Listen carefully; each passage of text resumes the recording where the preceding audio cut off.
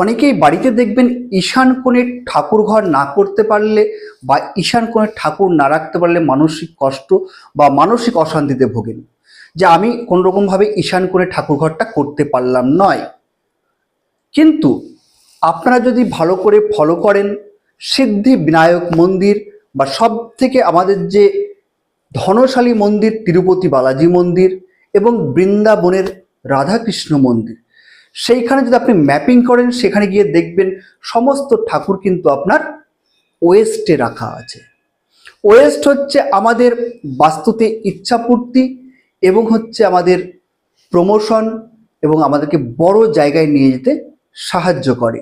তাই যদি ঈশান কোণে আপনার জায়গা না থাকে, তাহলে কিন্তু আপনি ওয়েস্টে নিশ্চিন্তে আপনি ঠাকুর রাখতে পারেন এবং সেক্ষেত্রে কিন্তু আপনি ভালো ফলাফল পাবেন।